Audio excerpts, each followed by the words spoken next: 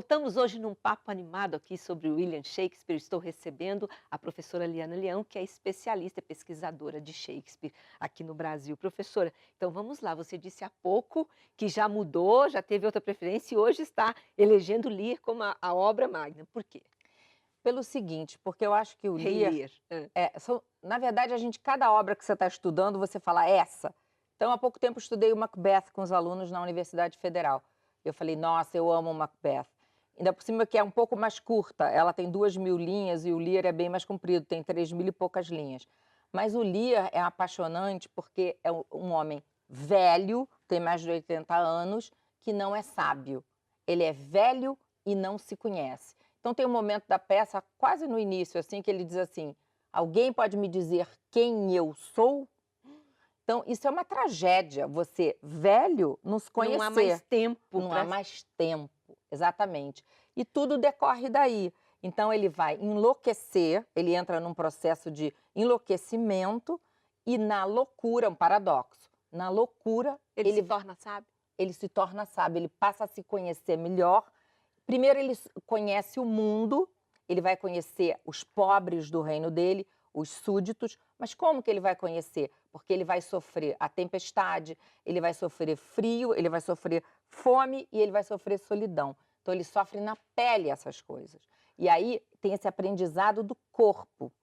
Então, aí ele vai lembrar de tudo que ele podia ter feito, ele tem um arrependimento, e não fez quando ele podia, quando ele era rei, quando ele tinha o poder. Então, é uma reflexão sobre o poder, é uma reflexão sobre a família e é uma reflexão sobre ele como indivíduo. É uma peça assim completa, né? Eu acho que essa é a diferença de Shakespeare para os outros dramaturgos da época, porque Shakespeare fazia reflexões sobre a família, sobre o Estado e sobre o indivíduo ao mesmo tempo. E os outros dramaturgos talvez se concentrassem em uma ou outra questão. Então, acho que por isso ele é tão genial.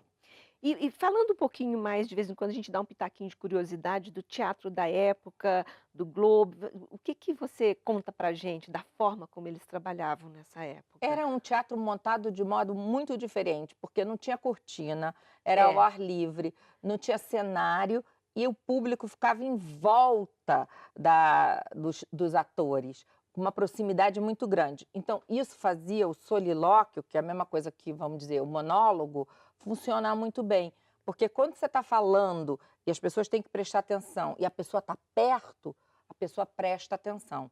Mas se você está falando e você está a uma distância, tem um proscênio, tem a cortina, tem um fosso de orquestra, aquilo não vai funcionar. Então, no teatro, hoje em dia, é muito mais difícil, teatro tradicional, palco italiano, é muito mais difícil o monólogo funcionar. Então, a ideia de trazer esse projeto para a internet e para a televisão, porque também está passando na televisão um pouco, é o seguinte, é que a televisão ela é boa para coisa em close. E a ideia também é o seguinte, tornar o texto de Shakespeare mais compreensível, próximo próximo da gente, do da cidadão gente. comum, que não é um pesquisador E dessa aí a área, né? pessoa se acostuma. Por exemplo, o trecho da Fernanda aqui, que a Fernanda Montenegro foi a primeira pessoa a gravar para o projeto, ela acedeu a um pedido da amiga dela de anos, sei lá quantos anos, 50 anos, a Bárbara A Bárbara. Eleodora pediu e a Fernanda gentilmente gravou pro bono. Foi o seguinte, foi dizer assim, Fernanda, por favor, esse projeto é importante para a universidade. E ela gastou, não foi uma tarde, porque ela ensaiou antes, Olha que 2 lindo. tardes, ou 3, não sei, porque ela teve que ler a peça.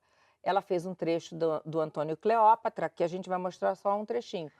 E o momento em que a Cleópatra comete o suicídio e chama a serpente ao seio e usa a metáfora de que a serpente é miserável, mas ao mesmo tempo a serpente é como um bebê que embala a ama ao sono eterno. Olha só que profundo. Vamos ver então Fernanda Montenegro representando esse momento, Vem, ela que fez a miserável, gravação para o projeto. com teus agudos dentes, o intricado nó da vida desfaz. Apressa agora, assassino insensato, o desenlace. Paz. Paz.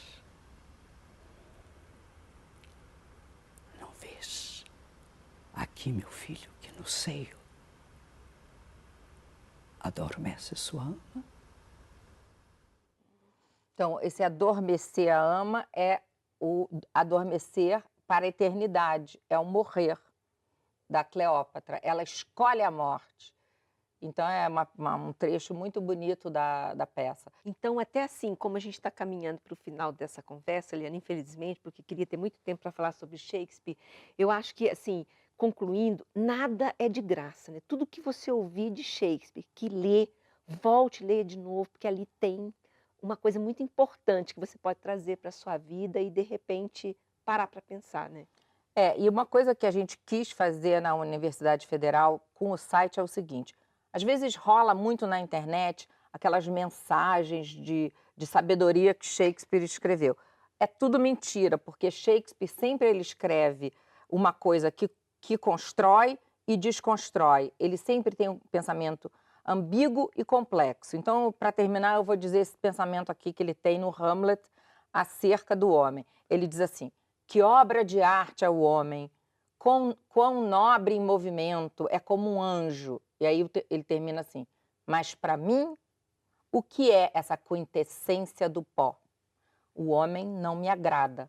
Então ele começa elogiando e termina esculhambando, dizendo que o homem é só pó. Então Shakespeare, só vendo as peças, e você não vai chegar a nenhuma receita do viver, mas você vai chegar à complexidade e à dificuldade que é posta para você todos os dias. A vida. A vida, mas sem receita. Não é uma autoajuda. Inclusive, não dá para transformar Shakespeare em autoajuda. Senão eu já teria feito e ganhado dinheiro. Liana, foi um prazer enorme falar com você. Muito Até uma próxima obrigada. oportunidade. Muito obrigada. Papo muito Prazer gostoso. foi meu. O Gente.com está terminando. A gente se vê no próximo programa. Até lá.